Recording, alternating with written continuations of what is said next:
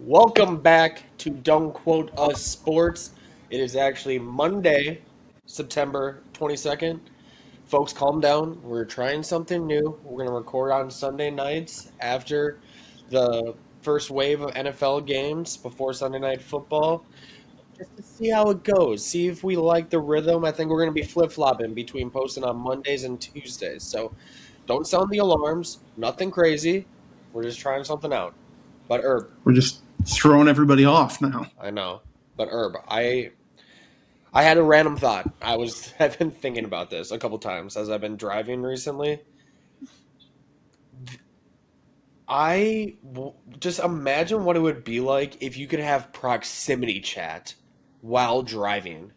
You would get felonies. You would be arrested. You would be deemed a menace to society. You would be on wanted posters. But I have driven with you in North Carolina traffic.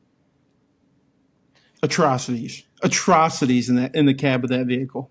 But the reason I say this is because how many times do you find yourself driving and you find yourself in a moment in which somebody does something so moronic or so stupid that it needs to be called out because that person is so probably unaware of what they have just done and how stupid it was that they are going to cause an accident later on. I fear for the safety and the public. Think about the implications of that. You think road rage is bad now? If people could hear the things that I'm yelling at them, there would be fist fights in the middle of the highway. Oh, God. Is that what you want? Is that what you're looking for? I don't know. I don't think that's proximity chat in Fortnite isn't a safe space by any means. Yes, I agree. There is some downsides to this, but I think it also gets to a bigger conversation. We should just be allowed to fight somebody with no fear of repercussion at least once per year. You're allowed to, and it's called the state of Texas mutual combat. Ooh. So it's as long as two agreeing parties agree to fight and nothing rises above a simple assault. Oh, well, boring. If I'm going to fight, I'm going to try something. No. You can punch somebody, but like if they're down, you can't just wail on them. Oh, okay. That's fair enough. Yeah, I wasn't talking about, you're not slap boxing in Texas. You got a disagreement over a parking spot at Costco, and you're getting a slap boxing match with a 45-year-old man fighting over a front parking spot. Although, listen, technically by law, as I understand it, totally allowed. If you want to slap box over a parking lot or a parking spot in the state of Texas, you're good to go. I love that. Sometimes Texas actually... no state income tax and mutual combat. What more could you ask for? And great tacos. Well, yeah, I mean, come on. Well, for now. I'm just saying. But, we had an interesting weekend in football, I should say. I'm going to tell you what, Isaiah. I lost some money this weekend. I want to put this out to the world. When I come on here and tell you to take bets, fade me. Please. I might start fading my own picks. I'm not sure yet. But fade me for the love of God. I lost a lot of money this weekend, Isaiah. Yeah, we are by no means betting experts, and you will most likely be able to see that in our picks. Herb, I think you are on track to go 0-4, and I'm on track to go 2-2 at best, 1-3 most likely. We're down bad. It's not a great start, but overall, I'm actually up because I faded my own picks. I didn't even follow my own picks. So yeah. Sorry to the listeners on that one. Heat of the moment type things. Yeah. But speaking of bets, Isaiah. Yeah. I've noticed something about you tonight. Something's different. Something's off. Oh, we got the chops into the mustache, huh? I was feeling like switching it up a little bit, you know? Oh, or was it that you had to cash a bet? Did you have to cash a bet this weekend? Rent was due. Let's put it that way. This wasn't a And the willing. landlord came knocking, baby. It wasn't a willing decision. That's for sure.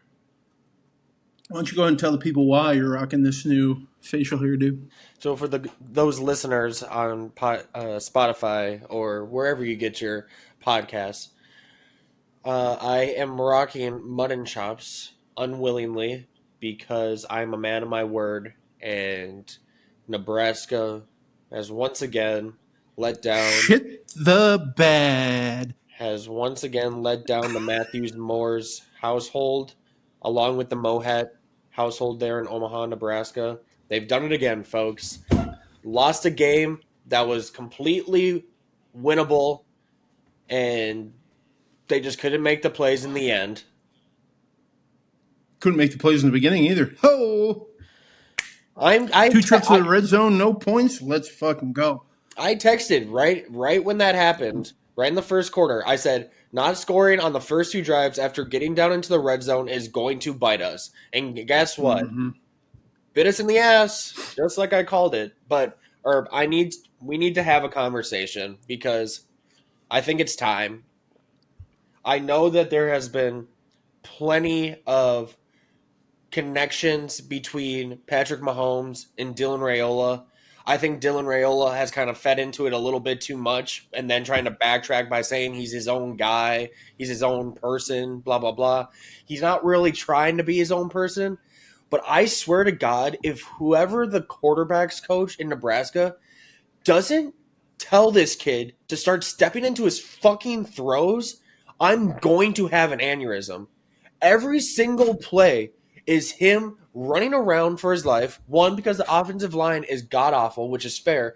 But then he does not set his base on anything. And it's all wrist or arm. There is no hip movement whatsoever when he's trying to throw the ball. He just wants to be Pat, bro. There were multiple times when, that's a Patrick Mahomes play. That's a Patrick Mahomes style play. I don't know if this kid has it to pull those off yet. I will give you this. Raiola played a decent game. Probably better than decent. He played a good game. Statistically, yes. He really didn't get asked to go down the field very much other than the Hail Mary and that deep crosser, right? Like, otherwise, they didn't take huge shots. But you know where my issue lies with Raiola. That boy held on to the ball way too long. He is like immune to throwing the ball away because he's so worried about his completion percentage. We had 7 sacks. And it probably should have been more. There's a couple on the first couple drives that he was able to escape from. We absolutely got after him. And I told you before the game, I said there's a good chance Raiola's going to spend a good portion of this game on his back looking up at the sky. I wasn't lying to you. The Michigan defense should be talked about. And again, we were texting and talking with some Nebraska fans. This is a championship caliber defense. The offense isn't anywhere near that yet. But this defense on Michigan is a championship winning defense. Still some room to grow. But that is, in my heart, I believe that. I mean, they were all over the place. 7 sacks, dude. Yep. I know your O-line was booty. I know. They had to move the left tackle to right tackle all of a sudden, and it turned into a mess after the first 2 drives. I thought the Nebraska O-line was good coming into this game. It's pretty clear that they have a lot of room to go. They had mentioned on the broadcast, which I guess makes sense, but I was never aware of it, cognitively aware of it. In Dylan Raiola's non-conference games, I think he's played however many he's played, he's had 5 total sacks. It's 1 or less per game, essentially. In his career in the Big Ten, he has over 30, I think it was 33 or 34 sacks across 10 games. So he's getting sacked 3 to 4 times every single game in the Big Ten. And I hate to say this, Raiola helped some of these Michigan guys look like first-round draft picks. You text me and said, who is Yeah. this number 1 kid on Michigan? This kid's a freak. I think, and they mentioned it on the broadcast, you mentioned it, they've moved him to a full-time edge rusher. That is what we want you to do. Go set the tone, set the edge on the run, go get after the quarterback. Put some Dude, this respect kid's on his playing name. Barnum? Yeah, you didn't say his name. I hadn't said it. My apologies. Jay Sean Barnum. My apologies. Jay Sean Barnum. There is. I'm not going to say he is Abdul Carter of last year, but there are flashes of that. That might be a hot take, but there are flashes of it. All I know is I saw him. He wasn't even putting his hand in the dirt. He was just full on rocking at the line the entire game, and he had the little crop top jersey, and I was like, "Fuck no, nope." That dude just screamed gamer, and I was scared. Every single play, it felt like he was immediately in the backfield. It was wild. Yeah, dude. And then when Barnum wasn't going after him, it was Derek Moore, all 6'4", 260, 270 pounds of him. I mean, I think the 7 sacks came from 6 different dudes. Yeah, it was. I mean, it was a flurry, and it was fun to watch. But listen, I'm open to criticism too here. Offense did not look great. It wasn't. I wouldn't say it was the entire offense, but the passing attack is just not there. Which I don't know if it's how quickly it's going to come along because it's so much with just a young quarterback being able to process the field in real time, and these defenses that he's going to see are just going to continue to get better as we get through Big Ten play. But he's going to need to make plays with his arm. Like Nebraska came in with the perfect game plan. They said, we are going to, at least in the first half, I will say, we are going to force you to pass, and you need to beat us with your arm. And he couldn't do that. He had the one scramble for the touchdown, which was clutch, but we were containing him for the most part. Where everything started to come apart was in the second half, and your run game started to finally take hold, and we couldn't tackle to save our lives. So then we weren't forcing Underwood into those situations where he needed to throw. And I don't disagree. He is so young that he costs a lot of money. Everybody has these super high expectations. 18-year-old kid still developing. Probably the second biggest game of his life before the OU game or behind the OU game. Give it time. He's got to learn some touch, dude.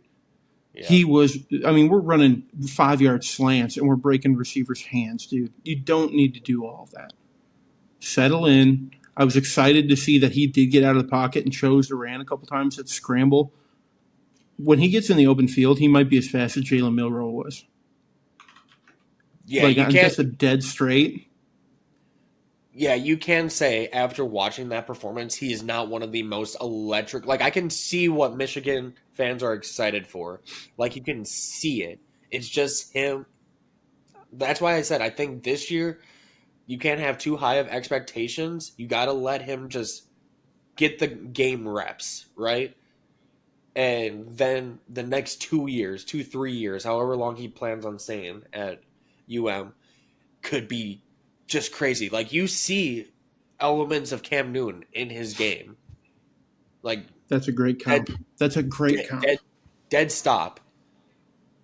That's what we're hoping for as Michigan fans. Like, again, I don't think real Michigan fans, people who really pay attention to the football program, I don't think we had expectations to even be quite at this level of offensive production in the run game because we just weren't sure. So we knew this kid was going to have to develop. But we see flashes of Cam. And by next year, the year after, I think we're going to be talking about this kid as one of the best to do it in a long, long time. Give him time. I still believe in him. But that fucking run game is saving our ass. Yeah, before we jump off this game, I'm pretty sure we can lock Justice Haynes as first team All Big Ten at running back.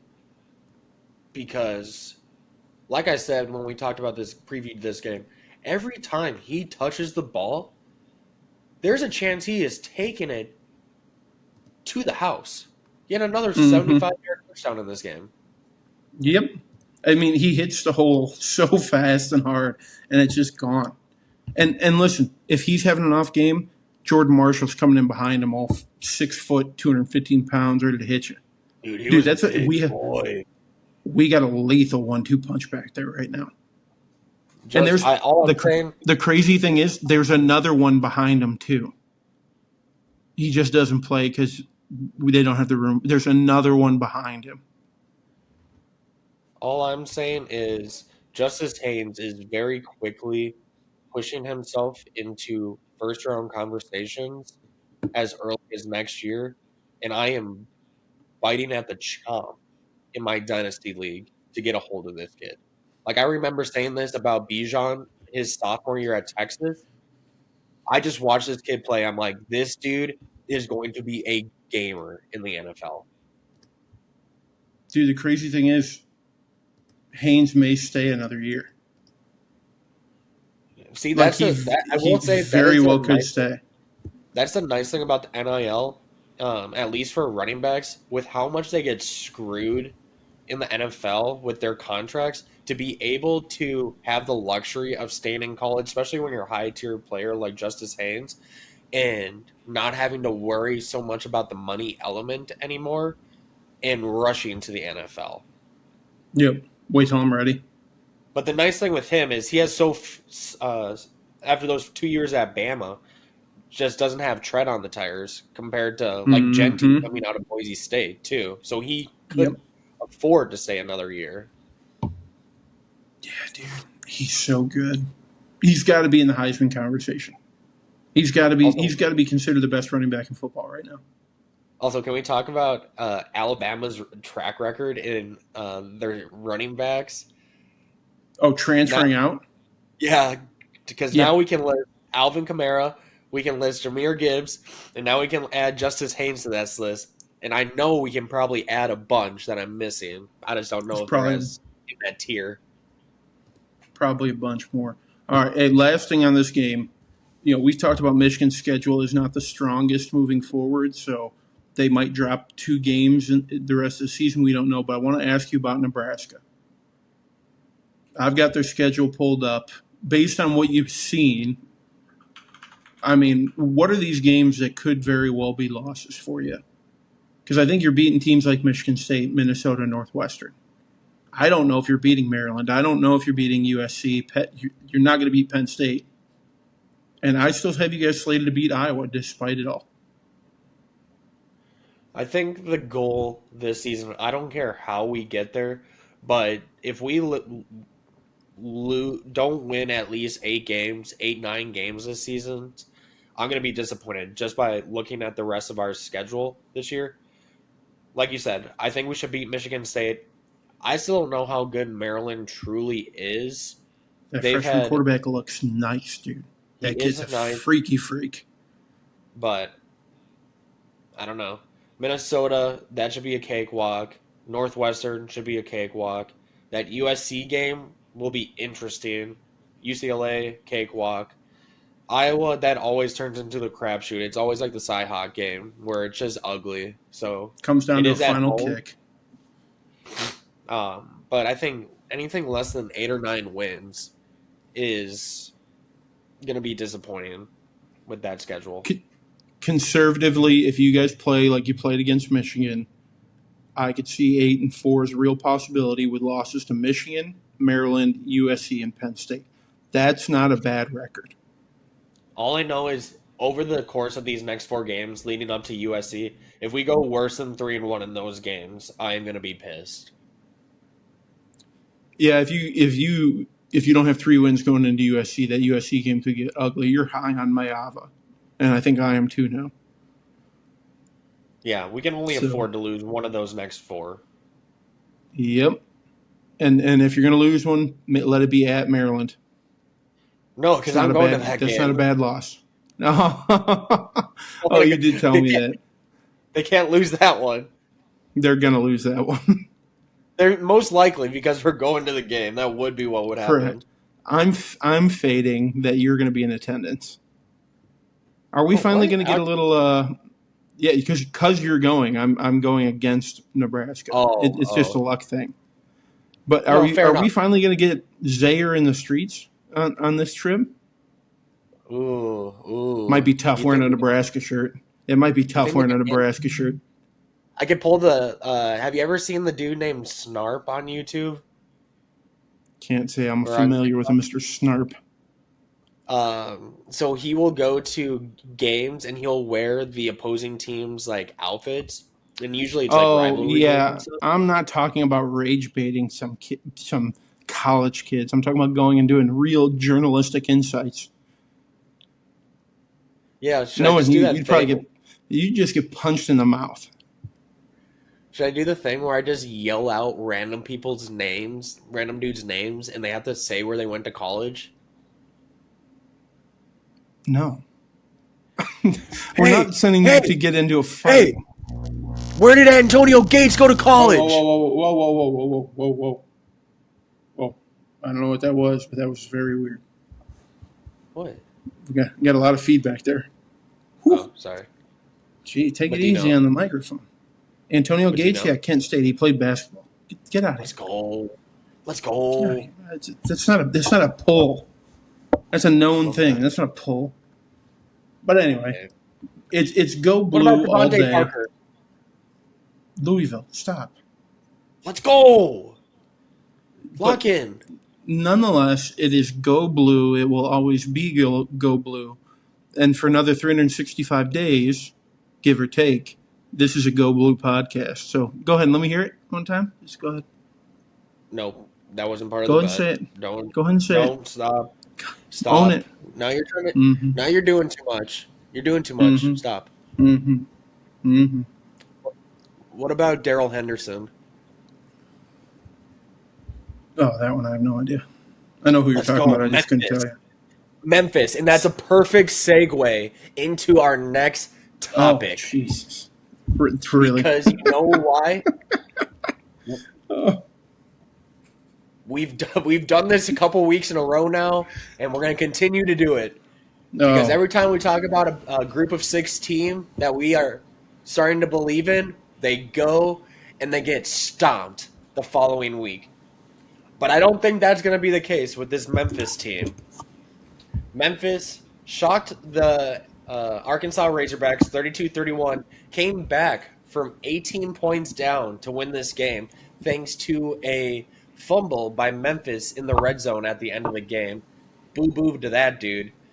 But, Herb, let me tell you, Memphis gets to play USF, Navy, and Tulane all at home in the regular season, and they get by with not having to play North Texas and um, University of Texas San Antonio, which are 2 of the top teams in the American conference. So So you're riding every week. We're changing. It was USF 2 weeks ago. Last week it was Tulane. Now we're sitting here saying it's Memphis. We're all over the place. honestly, I don't even care if it's Memphis, but I just hope there is a very realistic possibility that Mm-hmm. American could work themselves into an at-large bid. Like they are, I would say there's almost a more probable chance that there's 2 teams coming out of the American than the ACC or the Big 12 at this point. Yep. I'm glad you said it because I think there's 4 teams that are sitting out there, and you've talked about them all. USF is still a very good football team. Very, very good football team. Okay. Uh, Tulane, even though they became super one dimensional, I didn't like seeing that. Retzloff couldn't get going through the air. They had to do it all with his legs. Memphis, what they just pulled off is a big deal against what some are calling a declining Arkansas. And North Texas very, very well could be the best of all 4. We don't know yet. We just don't know. But the way that they're moving the ball, I couldn't agree more. I think we could see 2 of these teams make the playoff. But thank you for bringing up North Texas. Hate to cut our talk on Memphis so short, but we need to touch on this North Texas quarterback because I was not aware of Drew Mestamaker's game I know you know the backdrop to this kid's career, but um, this dude went his entire high school career without starting a game. He started games as a freshman in high school for the freshman B team. Then he doesn't play on varsity.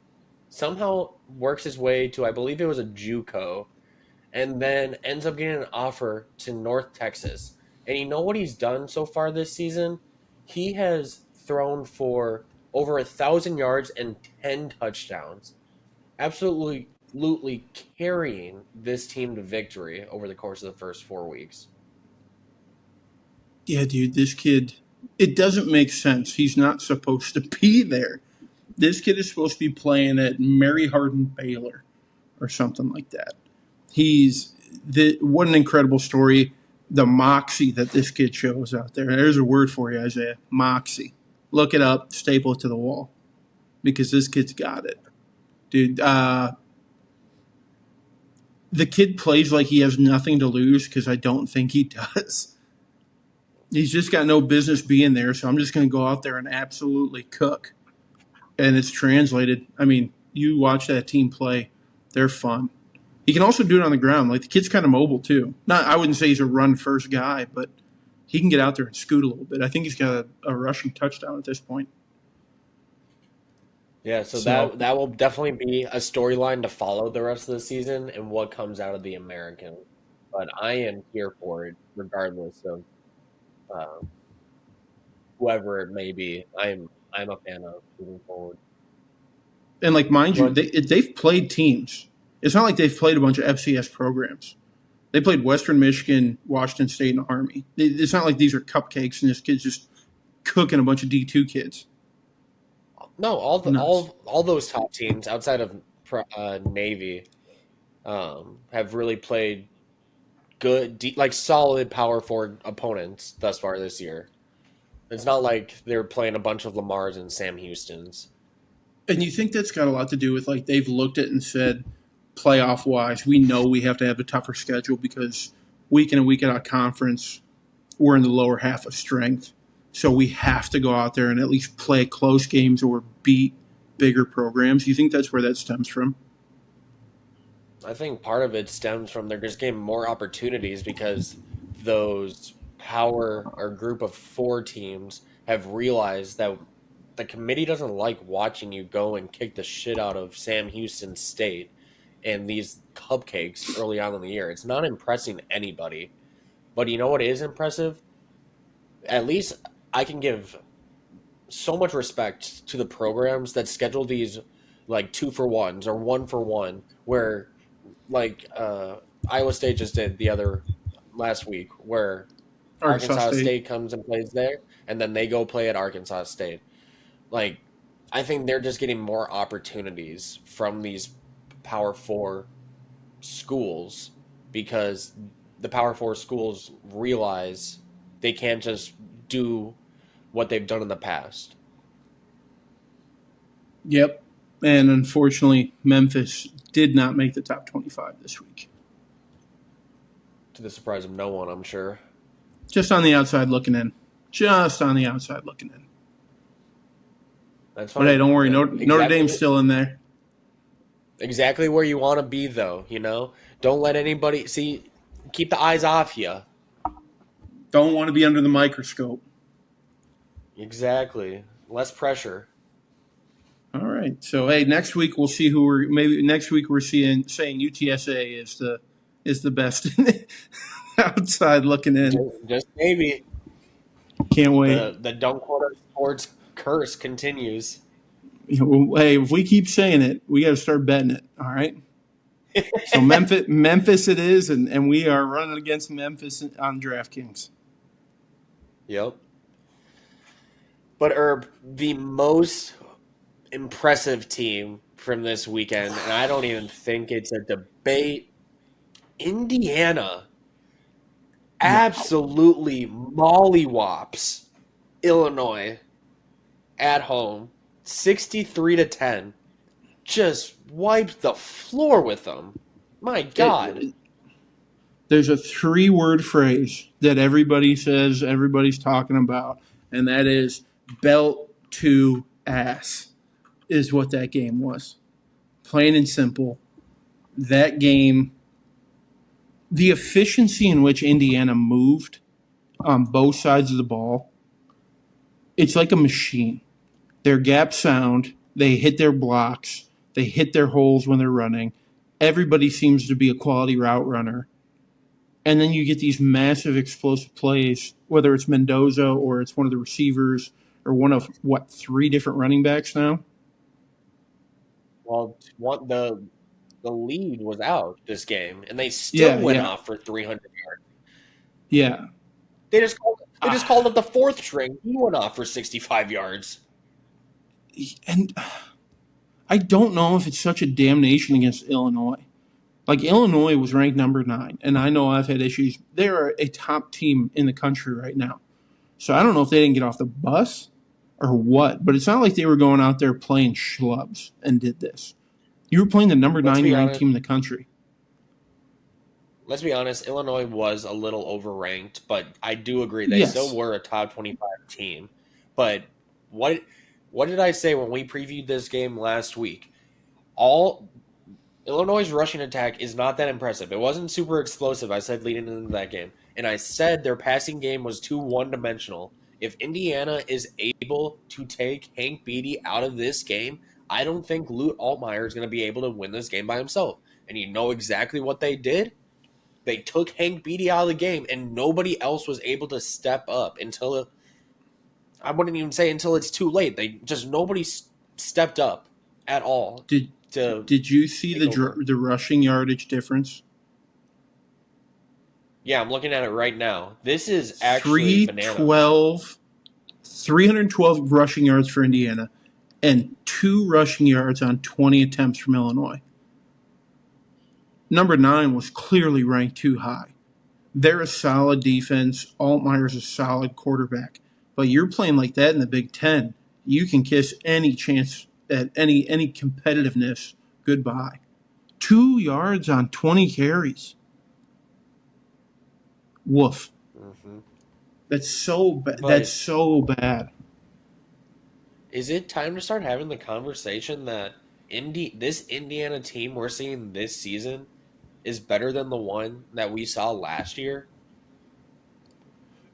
Yes, and I think Rourke, the quarterback last year, was a special guy. I think there was some magic that went through him. I don't know that he was the quarterback that Mendoza is in both command and then execution. Because Mendoza, I mean, like you said last week, he was the belle of the ball for quarterbacks this year. And somehow Indiana snuck him in and got him in there. The kid had some talent at Cal. They're a machine, dude. They didn't make mistakes. They stayed on script and just played their game and played it so much better. I am ready to put Mendoza into the Heisman conversation, though. 2 straight weeks of 5+ touchdowns, completing almost 80% of his passes, and has 14 total passing touchdowns through 4 weeks. Sorry, plus another 2 on the ground. So averaging 4 touchdowns a game currently. And to be honest, they're about to get into the meat of the schedule. So while I get where you're coming from, he's going to have a test next week, and then a bye week, and then another test. And those 2 tests are Iowa and Oregon. While I think they're going to handle Iowa, they're going to Oregon, dude. So if he goes out there and does something like this against those 2 teams, yeah, I'll be right there, ride or die with you. I still think Napier is way up there. Mendoza he was so locked in, man. I've never seen a team that locked in. I'm just baffled by it. All I know is it seems like we are going to have a lot of names come the end of this season that are going to be in the conversation for Heisman, because I don't think anybody has truly separated themselves to this point. No, and it's kind of fun because nobody knows, whereas the last few years, I think we've just been locked in on kind of who we knew it was going to be, right? Especially last year. I Yeah. mean, from day one, everybody knew it was going to be Travis Hunter. Genty poked his nose in there, but at the end of the day, we all knew. So for us to be sitting here like So we don't have a clue, I love that. still think Genty should have won. I don't Just disagree saying. with you. I mean, Travis Hunter shouldn't have won the Just Blitnikoff Award either, but that's just me. no. So, But no, Herb, shout we out are to now Kirk officially Cignetti and 4 shout out to weeks. Indiana, man.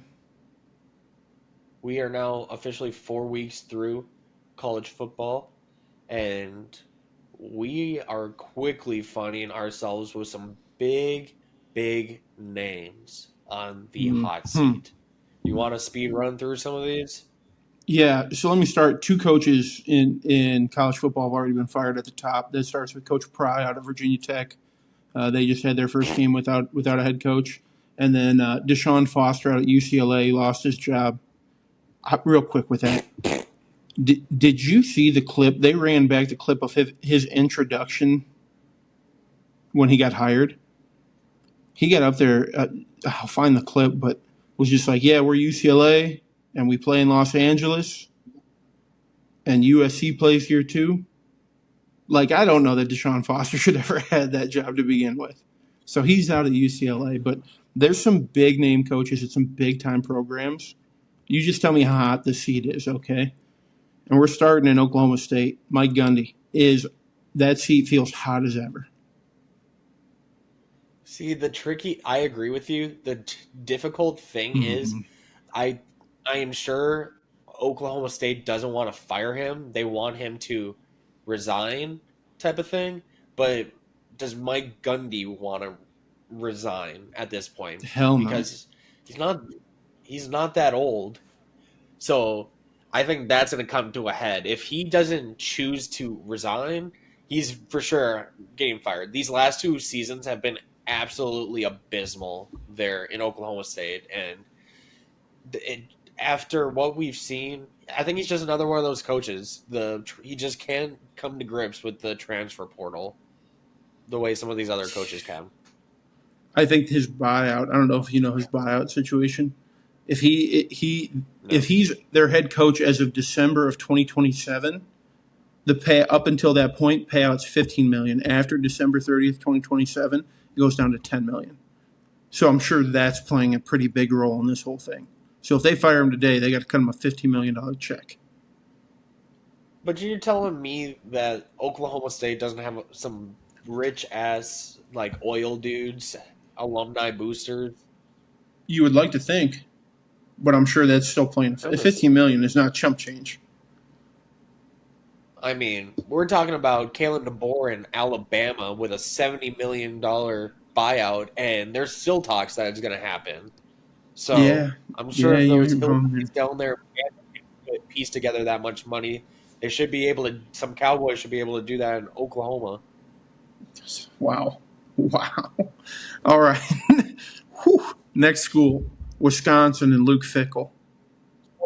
Scorching hot. He should have been fired before that game even ended.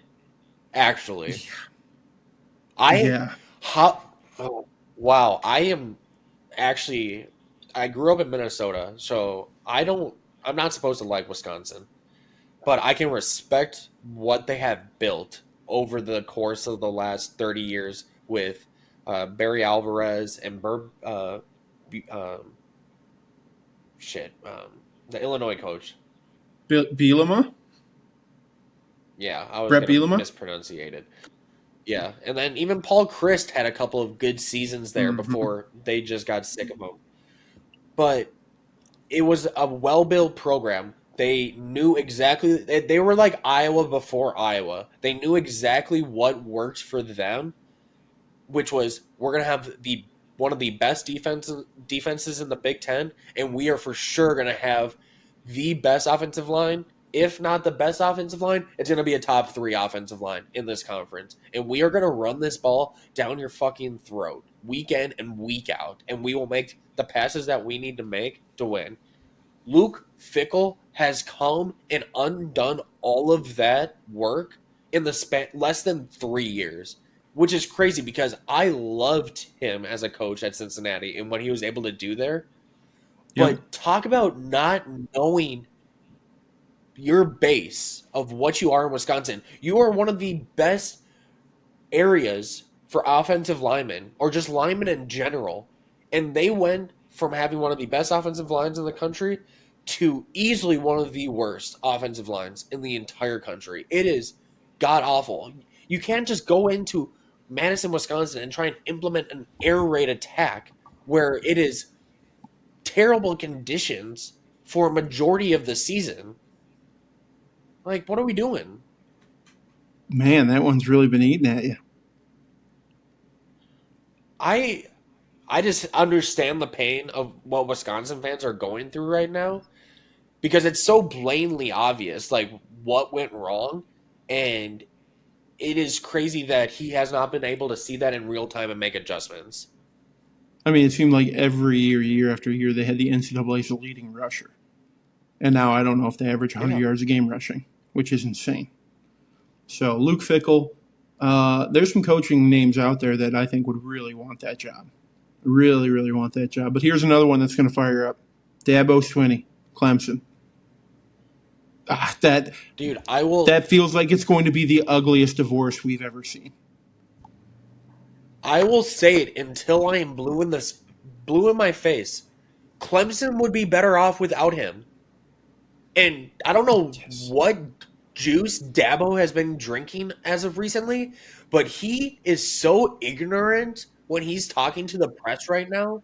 I want to smack him across the face and be like, dude, do you not see what is happening right now? Like, you cannot be this ignorant to the facts. This thing is going to get, I think the ignorance plays a huge role in it. This thing is going to get so ugly. There's a real world where they win 3 games. And that is, I mean, that is Florida State epic from last year. I think this one's going to be ugly. And this is a team that that made it to the playoffs last year and then returned a majority of its roster. Mm-hmm. What happened? A couple of those dudes said, I'm not going to go pro. I'm going to come back for another year and we're going to try and win this thing. Well, fellas, you might not make a bowl game at this rate. So, all right, another one. Another big-time school, Florida. Sorry. For Dabo, his buyout, $60 million.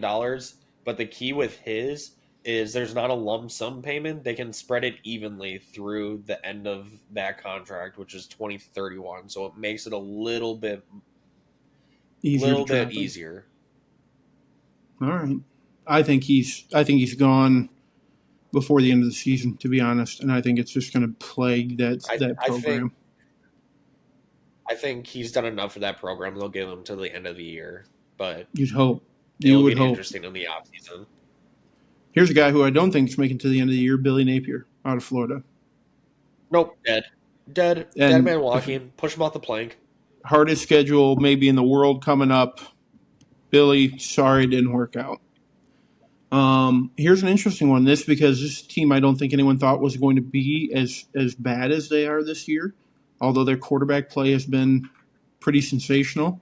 And that's the Arkansas Razorbacks and their head coach, Sam Pittman, who I think is beloved. So this one doesn't feel as hot for me, but it's in the conversation. No, I feel like this has been an ongoing conversation for his entire tenure there. I feel like Arkansas has vastly underperformed, and I do know that they have the alumni to make this a successful program, and I know that they cannot be sitting around happy with the results that they have gotten this far. I believe that they can get a much better head coach in there right now than what Sam Pittman is providing. I don't disagree with you there, but of this list, I think he has been the safest so far.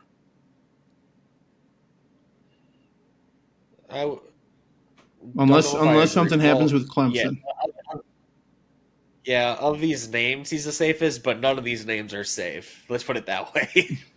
Correct. And here's a name that might be safe, might not be.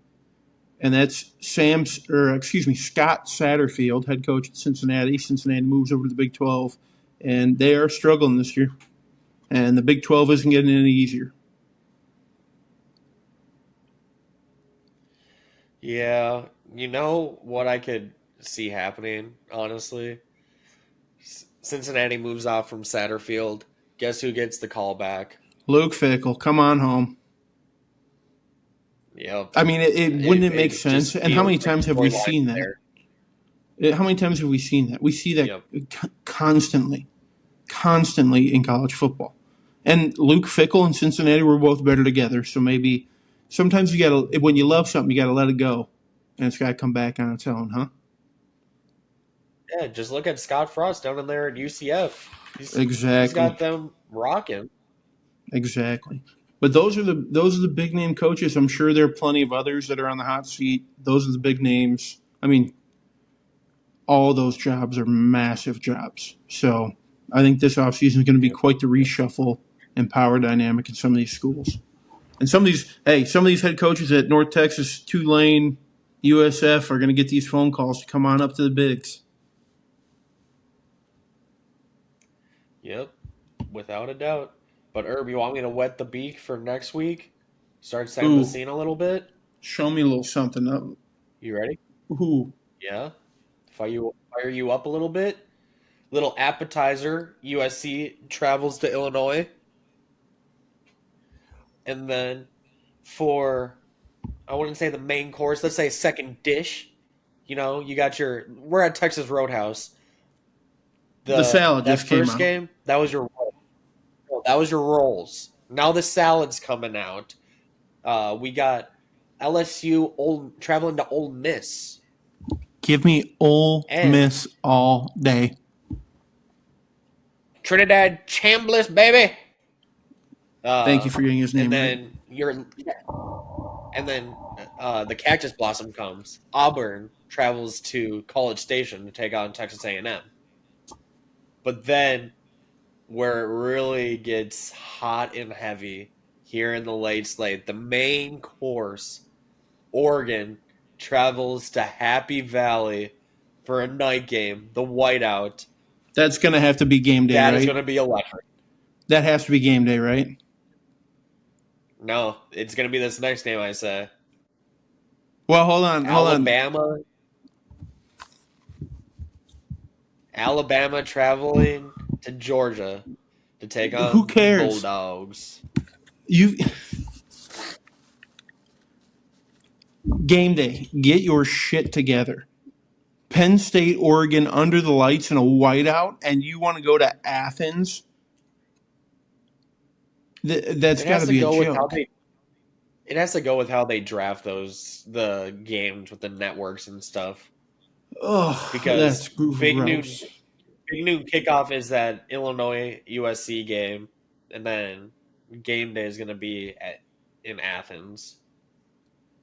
So maybe we need to go to College Station next weekend and set up and do a live show because that's disrespectful to Penn State and Oregon. What'd I say? College Station? Yep, that's disrespectful to Penn State. My apologies. Hold on. Penn State might be in College Park. Hold on. Wait one second. Hold on. No, that's Maryland. That's Maryland. Penn State is located in State College, Pennsylvania. My apologies. Yeah, they call it Happy Valley. Correct. So I was close. That game's going to be fun. Yeah, that game's going to be electric. Yeah. There is going to be a lot of football digest next week, so just prepare for that. Oh, I can't wait. So hopefully your beak is wetted at this point. So wet. Pause. But let's switch gears to the interesting day that we've had in the NFL thus far. Because what the fuck happened? We've had a lot of blowouts, but then we've had a lot of games where it's like, Jesus Christ, we've had field goal blocks galore. I don't know if it sets the record for field goal blocks in a given week, but I feel like we got to be close. And not just field goal blocks, it's the impact of those blocks. 2 return for touchdowns. So the Browns blocked the Packers with a chance to take the lead late in the fourth quarter, block it, go down, able to kick a game winning field goal of their own. Jets are able to block a late Buccaneers field goal that they return for a touchdown and actually take the lead all of a sudden over Tampa Bay. Requires Tampa Bay to go on another fourth quarter comeback led by Baker Mayfield. And then this one didn't have as much of an. No, it did. Eagles block the Had a huge Rams' impact. attempt at a game winning field goal and ended up returning it for a touchdown too. So 3 big plays, essentially almost deciding all 3 of these games. What an electric day for the NFL. And I know this is such an anomaly that there were so many kicks blocked. But whether it's watching Will McDonald hurdle a long snapper, jump up, block it himself, scoop it, and take it for 45 yards for a touchdown? Like, the athleticism in that play is insane. And then you flip to big old Jordan Davis, all 360, 70 pounds of him, gets a scoop and takes it to the house, huffing and puffing. Somebody get the big fella the oxygen mask and give him the old, we're going to be all right. But, dude, that was fun. That was wild. And you told me, I didn't realize this, that Eagles one ruined the spread. Ruined it. Yeah. Ruined it. Yeah, that might go down as one of the worst beats of the season right there. Rams were favored by 4.5. Or, sorry, they were underdogs, plus 4.5. Chance to win outright. And not only do they not win the game outright, Jordan Davis returns that for a touchdown to now they don't even beat the spread. Could have gone down. Could have gone down at any time. He said, I'm fine and paid her, baby. Honestly, I'm fine in this thing. Honestly, I'm sure the coaches on the sideline were screaming for him to go down. He said, no chance. This is my time, baby. This is my moment. I hope he kept that ball. I hope that ball is on predominant display in his home for the rest of his life. When he's 90, he goes, you see that ball right there? Touchdown. All 370 pounds. Otherwise, I mean, what an electric, and like you said, with major implications. It was an awesome day. Hey, shout out to Baker and the boys, though. Baker's a fucking gamer. Baker's always going to find a way to win. Dude. Okay, I'm glad you started with this game because I actually wanted to pose the question for you. So like I had mentioned, this is Tampa Bay's 3rd straight game with a fourth quarter comeback. Is that cause for concern or is that cause for optimism in your opinion? See, I think it's optimism. The Bucs have already shown us they know how to win.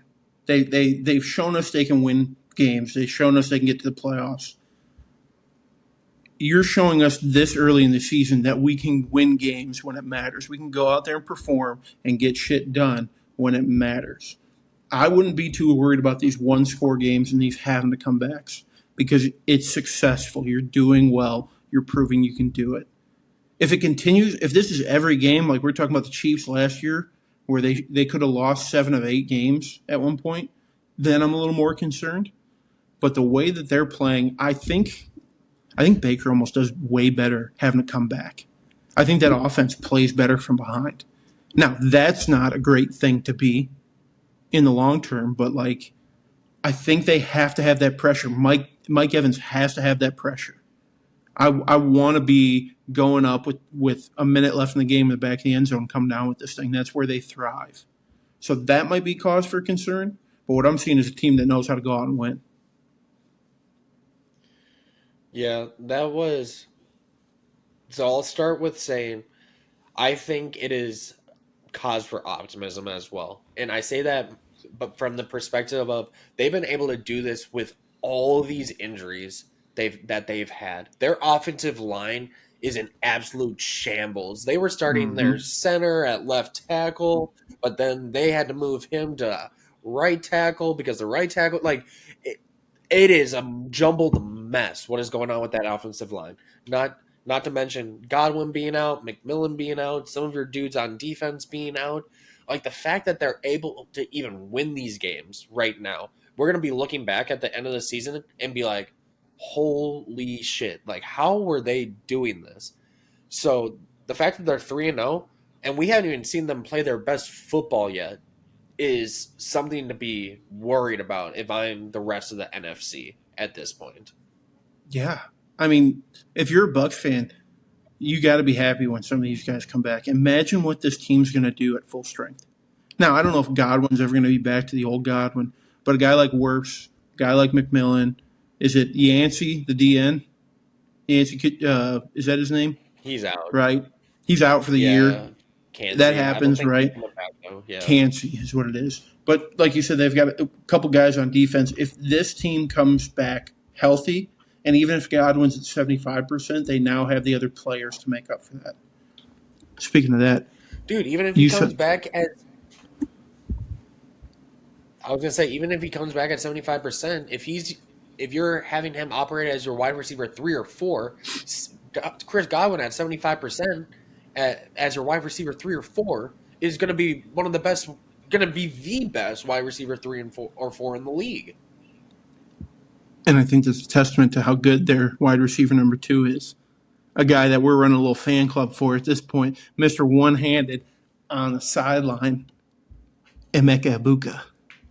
Also, are we sure he is the number 2 at this point? Because not the number 1? Feel like he is the number 1. Oh, I won't let you disrespect Mike like that. We've had these conversations. Mike Evans is still the number 1, although did he come up limping a little bit today? They ended up pulling him, right? Yeah, he went back to the locker room at one point. I don't know if he came back into the game. I think he should be all right, but I tell you what, man, Egbuka is carrying the skill position as a whole. Dude, he has to be the favorite for Rookie of the Year at this point, right? He's got to be the front runner. He has to be the front runner. How the? Hey, we might have said that. We might have put him as a dark horse. I don't know if we officially did, and I'm gonna kick ourselves in the ass at the end of the year if we didn't. I don't see any other rookies on offense who are doing quite what he's doing out there. So, yeah, for me, Egbuka, Rookie of the Year favorite right now. Yep. What a fun, fun time. But Herb, I want to toss it over to you because I want to get your insight because me personally, I thought it was going to be ugly there in Nashville this season. And what I said at the beginning of the year was we were hoping to see flashes. By the end of the season, we want to know if Cam Ward is worth building around. And what we have seen thus far, while I don't think you can put it all on Cam Ward, because he's been running for his life every single play, not offensive line, non-existent to this point. No rushing attack to help take the load off, and his weapons on offense have been atrocious. Calvin Ridley has had maybe one of the worst starts to the NFL season out of anybody at this point. So I just want to turn it over to you as a Titans fan. Get your perspective, because I know Callahan was coming off the field to to fire him and whatnot. So are you in that boat, or what have you seen? How are you feeling rest of the season? I think what we've seen thus far between last season and this season is that Callahan is ruining what could be quality quarterbacks. I'm not saying all-stars, but what could be good quarterbacks. I think Will Levis's monumental fall-off last year is 100% on Callahan. You rip him apart the first game, he has no confidence. Thank God he hasn't done that yet with Cam. But that's the conversation in Nashville right now, is that Callahan's not the guy. that we brought him in thinking that he developed Joe Burrow. Joke's on us, it wasn't. It wasn't Callahan. Whatever this is, he brings his dad in who's supposed to be an O-line guru, and our O-line's never looked worse. And you can't tell me that Zietler, Latham, Dan Moore, and Skronsky are and Cushenberry. You can't tell me that those guys aren't players because they were. So what did you do to them? It's where we absolutely knew that we could be possibly, and it's absolutely where we didn't want to be.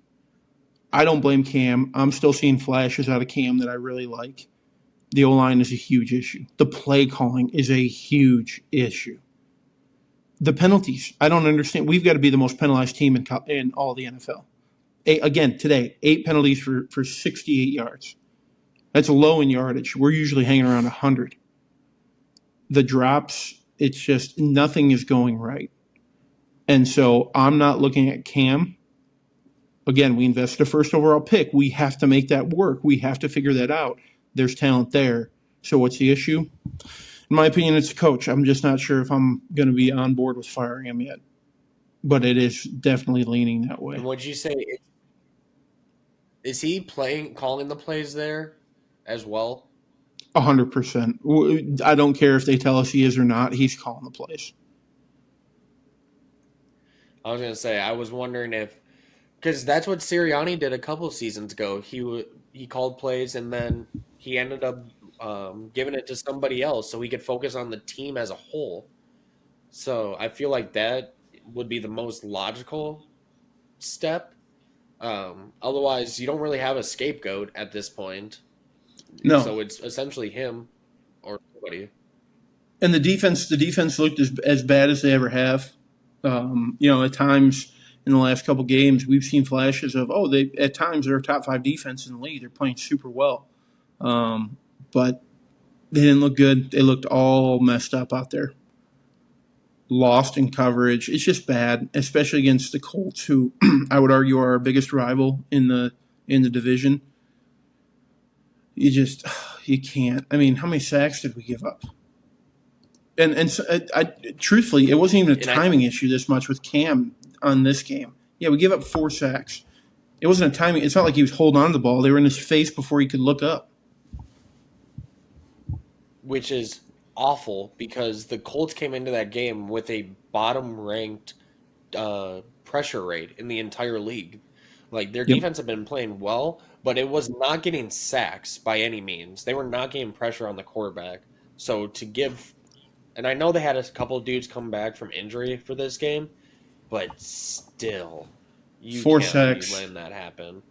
8 penalties. It's just – it's bleak, and it's exactly where we didn't want to be. I know I said that, but it's just that's how you feel as a Titans fan. You're like, God, I didn't want to be in this spot, and here we are. Oh, it's frustrating. It is frustrating being, and we don't have Henry to lean on, and we were watching Henry absolutely ball out with the Ravens. So, by the way, that plus two touchdowns for Henry, it's going to be a lock. It's throwing it out there. So yeah. Let me pose the question, or another question I should say to you is, with what is looking like will be a top pick in next year's draft, where do you go if you are the GM of the Tennessee Titans? Yeah, dude, I don't know. We probably need another pass rusher, although we've done some nice things to go out and get some edge guys. But we lost Harold Landry, who's balling out in New England. We need some linebacker help. Corners can't seem to stay healthy. We paid the wrong guy, it seems, in Snead because he can't stay on the field. But these receivers, I like the young guys that we got. But Calvin Ridley, 1 catch for 27 yards. Callahan calls him out after the game, says we're not going to stop going to him, but he needs to help us out there. And that's the God's honest truth. If Ridley gets pissed off about that, you got to look in the mirror, man. It's tough to go online again. I mean, you just can't keep putting first top 10 picks on that O-line to fix it. So it's probably going to be D-line would be my guess. I don't know. I'd love to see a real big-name running back running the ball in Tennessee again. But on the flip side of that game, we do need to continue giving flowers to the Indianapolis Colts because they just continue to roll and everything is working for them right now. And I think part of it comes to they have Jonathan Taylor back operating as essentially the top two running backs in the league right now. Maybe. And then I think what's really helping them is the fact that they have all these weapons that we have mentioned in the past, and they're able to spread the ball around, and you can't just zone in on one singular dude. Because if you do that with Warren, now they got Pittman, Downs, Pierce on the outside, and vice versa. So it is Yeah, going to be interesting. I think they could make noise come playoffs. they're efficient and explosive at the same time. They're just going to lean on you and do all the right things and get the right 4 yards, 2 yards, first down. And then out of nowhere, they're just going to hit you with a big home run hit and take all the air out. So I think I was dead wrong about the Colts start this season. They are a quality team. I think the AFC needs to look out because they just do a lot of the things right. So good for the Colts. Another quality win. Yeah, all I know is if Daniel Jones continues to take care of the ball like he has thus far, they're going to be scary because that was always his downfall in New York is he just turned the ball over too much, especially when it came to fumbling the ball. If he can continue this, it is going to be interesting at the end of the year. That's all I'm going to say about that. What's he got? 0 picks, no fumbles, right? Yep. 0 picks, no fumbles. It's funny when you take care of the ball. What happens? Also, that defense is a turnover bug, huh? Yeah, that team in general only has one turnover on offense. Their turnover margin is crazy so far this year. Mm-hmm. And hey, by the way, let's give the Titans some praise. We did get the Colts to punt for the first time this season, so yeah, Rigoberto Sanchez got to go out there and do a little work today. Yeah, to see that stat saying that was the first time he's punt in an NFL game in 259 days, I think it was, is bonkers. He's such a good punter too. He's one of the better punters in the league. And he's just hanging out like, are you going to need me this game? Otherwise, I'll just stay home. Seriously. Shout out Rigoberto. But the team that we need to have a talk about, and I think it needs to be an ugly talk. The Houston Texans are a dog shit team. And I can't put my finger actually, yes, I probably can put my finger on exactly what it is. It's fucking everything. It's dropped, penalties, it's turnovers, it's questionable play calling. Their line sucks. Their receivers can't get any separation. Like, everything that could go wrong for this team is going wrong. I don't even know where it starts. That's the thing. I don't. It's got to be the offensive line and what they did to it. But they can't run. They can't pass. They can't protect the quarterback. They can't stop the run. They're getting gouged through the air at times. What happened to this team?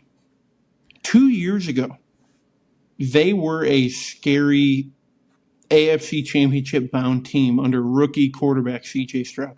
What the fuck happened? I think it honestly feels like they got a little cheap. They tried cutting corners a little bit, and now we're starting to see that. Like, you knew you had what we thought was one of the best young quarterbacks in the league, and then you completely dismantle his offensive line, and he's out there having to fend for his life. But then I think one of the biggest pieces is just the play calling. How are you not getting Nico Collins more involved in your offense at this point in the season, especially when you don't have any sort of rushing attack to lean on? Why would you not use your best player on offense? Yeah, you're telling me between Joe Mix and Nick Chubb and Woody Marks, we can't get anything going in the run game. Because that's where it starts. In fairness, They've got to have one of the worst. True, but I mean, even when he's Nick Chubb, you saw something enough to sign him, and he's shown flashes of the old Nick Chubb at times. Woody Marks, I think, is going to be a quality number 2 running back. You've got these young wide receivers.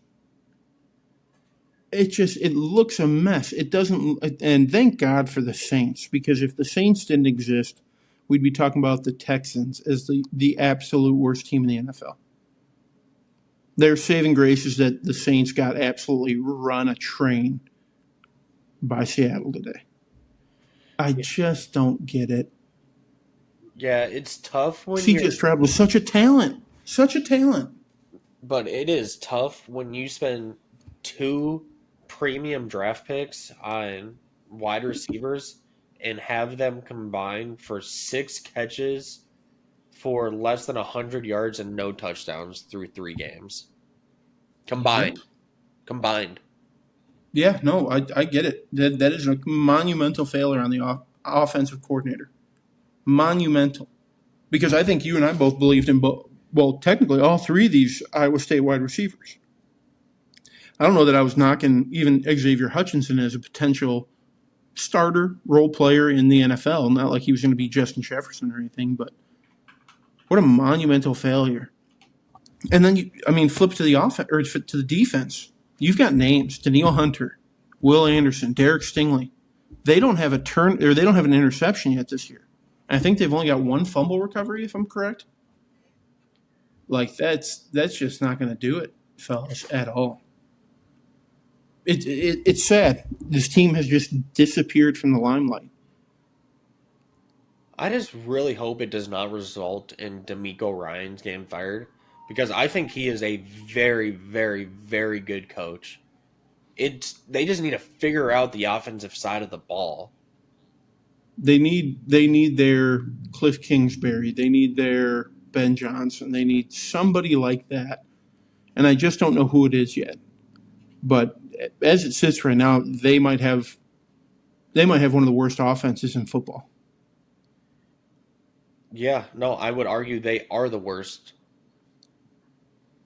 They're averaging. They've scored 38 points through 3 games. Averaging 13 points a game. And their defense is keeping them in positions to win games. Like, they've given up 14 points, 20 points, and 17 points. They've only scored 3 touchdowns on the entire season. Yeah. Holy cow. Yeah, that is the worst. It's just something's got to give. You got to get something. And I struggle to knock C.J. Stroud. I do think it's a slump for him, but I don't think he's to blame for how this offense is moving. We've seen that talent. I don't know how you feel about it. I think he's an absolutely talented quarterback and should be a starter. This offense is not doing him any favors. While I do still believe he's a good quarterback, I'm starting to feel like he needs players. Obviously, all quarterbacks need players around them to be upper echelon.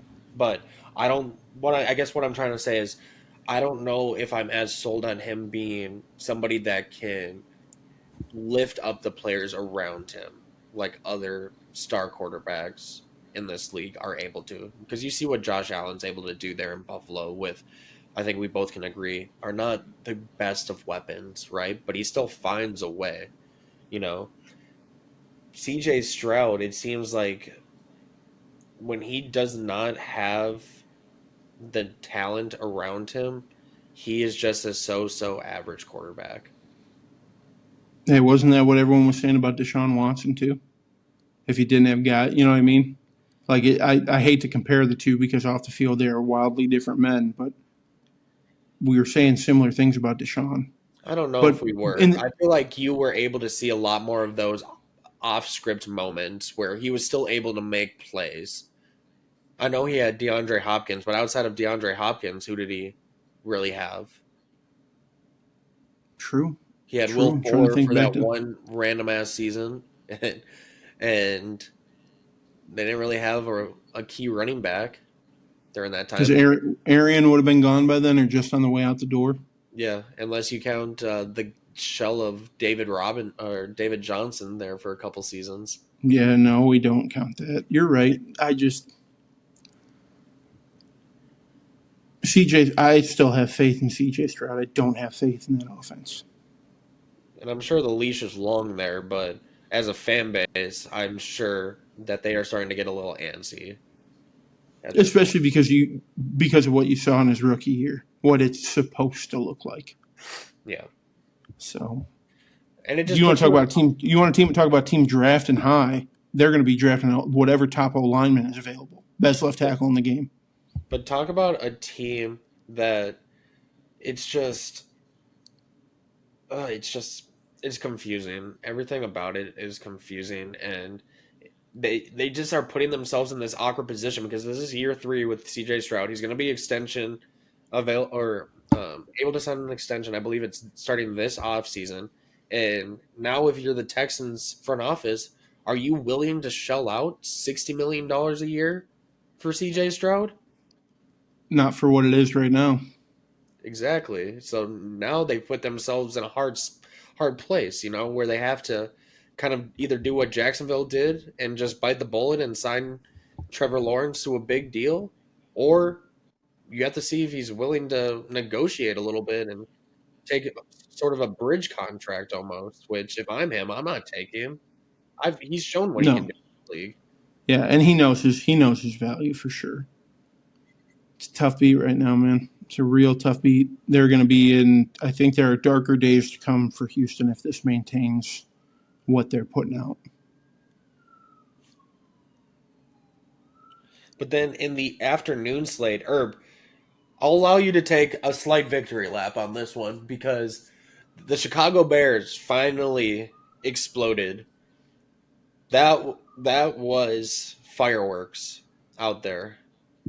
Yeah, I said I wasn't a Bears believer, so expectations were low. I did take the Bears to win this one. I felt like there was a bounce back coming, and when you're throwing flea flickers in the second quarter for bombs, I mean, that's the fun you're supposed to be having. That's We what were this offense is supposed to look like. Where the fuck has it been? Yeah, I was gonna say I feel like we've been waiting for some of that trickery from Ben Johnson, but Something. I think at the same time it was one of those things. If we can't run our base offense, I'm not gonna try and throw in all this crazy shit either. Yeah, and I think part of it too speaks to the fact that when Ben Johnson had Jared Goff was very by the book, right? He took all of his correct drops, he took all of his correct reads, he made the correct pass. It was very regimented. And I think that had to do a lot with Ben Johnson. Well, Ben Johnson's now got a quarterback who, and correct me if you think I'm wrong, but is way more creative, who is better when he's off kilter. Because I think he is at times. So I think Ben Johnson has to learn to live with that out of Caleb. Of he's going to break a play, but he's going to make a play, and you have to live with the wins and the losses of that. Where he's going to turn the ball over, sure, but then there's going to be incredible moments like we saw today, where this is fun, this is electric, this is exciting. We're putting points on the board. So Ben Johnson, I think, just has to adjust to that a little bit. Caleb, still some question marks. He had some wild throws today. Mm-hmm. But just imagine what this team could be if they actually had a competent rushing attack. I think that's part of the biggest issue with Chicago is they're just not balanced at all. There's no threat of a rushing attack at this point. And Do you that's think what that's made more on Swift or on the O line? I think it's both at this point. I just don't know how good of a fit Swift really is in that offense, in that wide zone scheme that we've talked about, where he just can't read lanes for shit. It is crazy. He almost looks like Le'Veon Bell back there waiting for a hole to develop rather than just take the hole. Like you see it right here. Run through it. And he Put does your it. foot in the ground, get vertical. Yeah. Just too much shake and bake. I think that is going to continue to develop. Their O line took some hits today. Darnell Wright went out with a shoulder deal. They had to bring in some emergency guys. there's promise. So Bears fans, I think Bears fans aren't getting their hopes up because they know. But good win against an NFC opponent. Cowboys with a huge loss. If this CD ankle thing is bad, a lot of relying on George Pickens. Which is great for my dynasty team. So Same, very much so. I wouldn't be too opposed of it. But yeah, lackluster game from a Dallas perspective. Dak with Hey, 2 picks. Did you see that strip on the first drive on Javonte Williams where Stevenson just literally came up from behind him and ripped the ball out while he's standing up and like transferred the ball to himself? just said it's my ball now. Yeah, that was crazy. No, I didn't catch that one. I'm gonna have to go back and look at that one. Real quick with injury, did you see what happened to James Conner today? No, I did see he got carted off the field. Not good. Initial, Twitter tends to blow everything up, but possibly career-ending. That knee is probably gone. Oh shit! Really?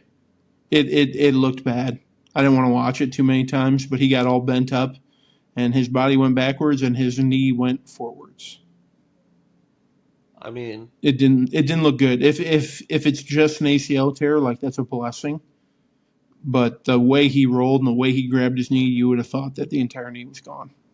I mean, they're saying ankle on ESPN. Ankle? That knee looked funky. In fairness, he wasn't having the best start to the year. No, that's tough. I mean, he's probably out for the year the way that looked. So, huge shout out to Trey Benson fantasy owners, myself being included. Let's see, what else? What other games do we want to touch on? Can we talk about the Niners? Well, let's talk about the Niners and Bengals quarterback situation because you referenced it when we were watching games earlier. Bengals may have to pivot to plan B at quarterback, but so might the 49ers. If Mac Jones got stepped on and screwed his ankle up, there was a play where he had to dive to hand off to McCaffrey. If Mac Jones can't go and he's not the guy, and Jake Browning struggled today, one of these teams has to go get Kirk Cousins in my mind. Hey, you were able to see him in game action today. See that he still got it. Yep, I think they'd be fools not to at least call and have the conversation, see what he's worth. I'm guessing Atlanta will move off that for cheap on that contract.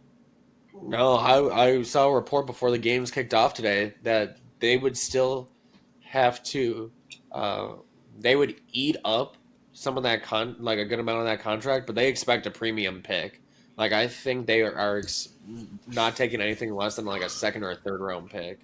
I think second is what they're looking for. You think they're doing that to keep him on their roster because they're worried that Penix might not be it and they need to hold on to Kirk for dear life? No, I just don't think that they want to acknowledge the fact that they wasted all that money on him. Yeah. Because if they really wanted to move him, we all know they could have moved him at this point. But I also have no feeling that Penix is getting hooked anytime soon. No, neither do I. But I mean, if you're the Bengals, if you're the Niners, wouldn't you do it? Who else are you going to call? It's a good question. You know that Kyle Shanahan loves him some Kirk Cousins. Mm-hmm. But at the same time, I'm pretty sure Brock Purdy might be healthy enough to play next week, so that one might be null and void. Niners better hope. Hey, I'm still gunning for the Red Rocket heading back to Cincinnati. Make it happen, Cincy. I love it. It would be cool. Yeah, Browning's just making too many mistakes with the ball. He's just got to distribute the ball to your playmakers. You're trying to do too much. Yeah, that's 100%. He forced a lot today. Yeah, a couple of those picks were ugly. he's also starting to feel what Joe Burrow felt like behind that trash O-line, too. Yeah. So, going to be very, very interesting next week. Very interesting. Let's see.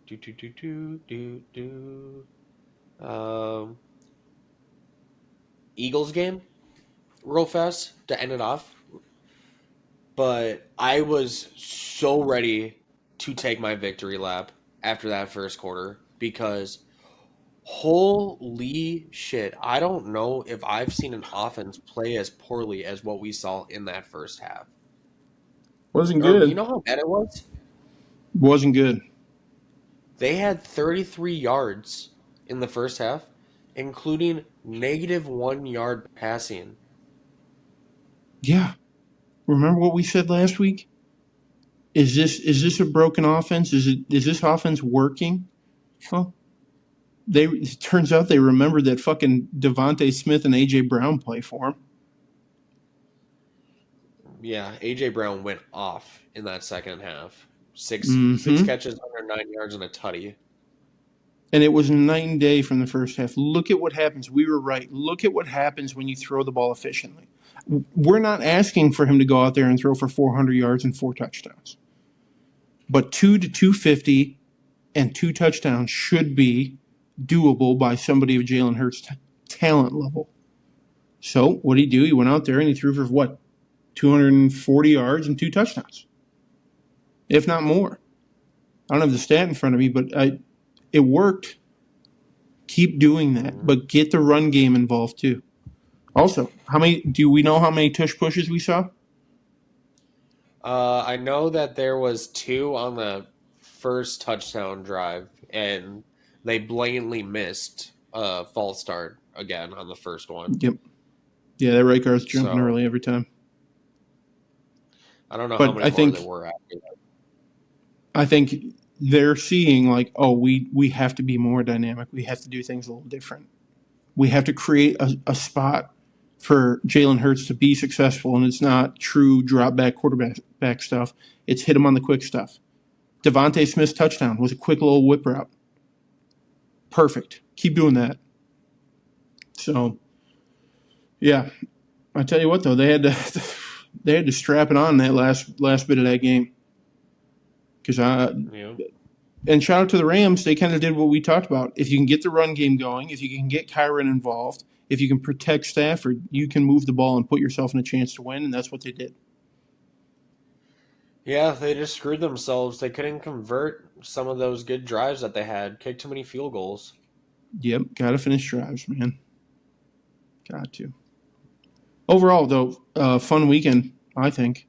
I thought both slates were a lot of fun. I tell you what, some of those early games were little stinkers. Texas Tech, Utah, and Auburn, Alabama, or Auburn, Oklahoma were stinky little games to start.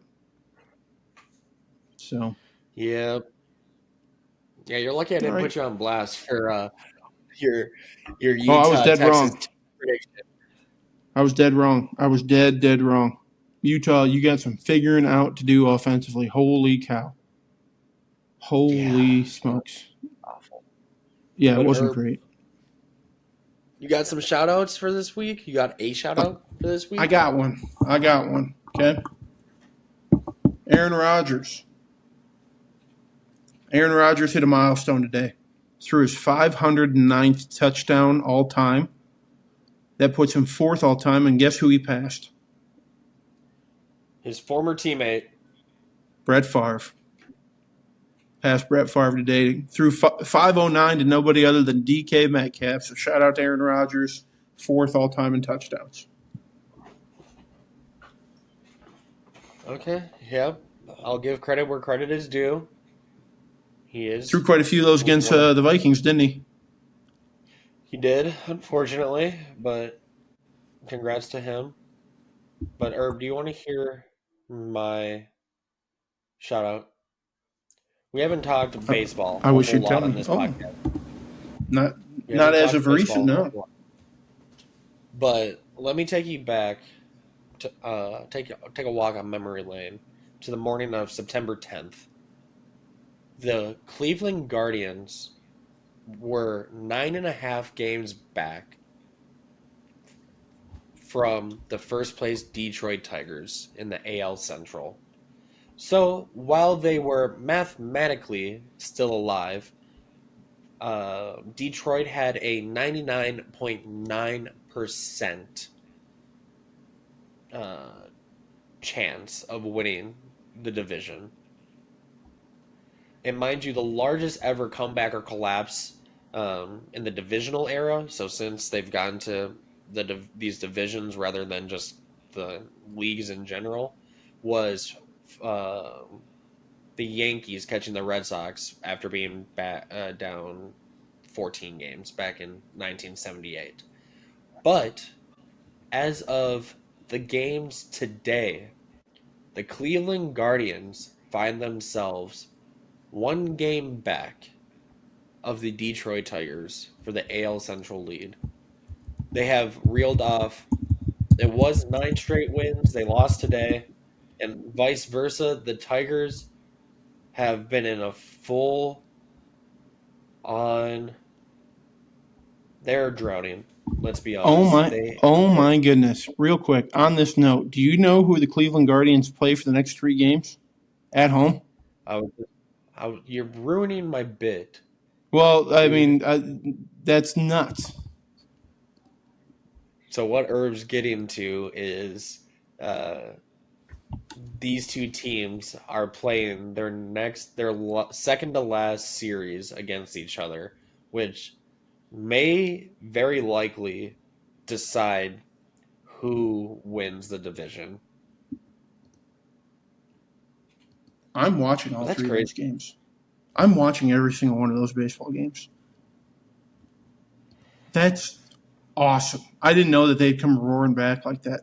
That is awesome. And we're talking about the Detroit Tigers, who at one point in the season was the best team in baseball, not just the AL Central, in baseball. And they have completely fallen off. Here's what I'll say. Let Cleveland get in the playoffs. Let them make it all the way to the World Series. The Cubs will be waiting for them again. But yeah, we're going to have some interesting races to talk. Maybe Thursday, but probably next week, because you got this AL Central race, and the second place team is, so right now it's the Indians. They're only half a game back of the final wild card spot in the AL wild card race. And then as of today, the Cincinnati Reds have actually tied the New York Mets for the final wild card spot.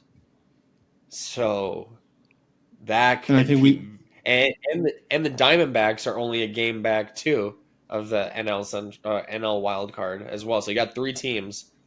Hey, wait, where are the Rangers at? Where are the Rangers at? 5.5 games back. They're dead. Ah. If you remember, not so long ago, I took them as the AL representative in the World Series. Yeah, it didn't help that they're on a 7-game losing streak. Yeah, right, no, that'll happen. So that'll get you. Happen. All right. Well, Irby, anything else from you, big guy? Nothing for the greater good. Excited for the Sunday night, Monday night football games. Monday night football is going to be electric. I sure hope so. But, ladies and gentlemen, as always, make sure to leave a like, comment, subscribe, follow, tell somebody you know to give us a listen. I think we're going to pose the question on social media this week of your biggest overreactions or hottest takes from the NFL season thus far, and we'll read those off during next week's episode. But so be on the lookout for that. But other than that, we'll catch you on the next one. See you. Peace.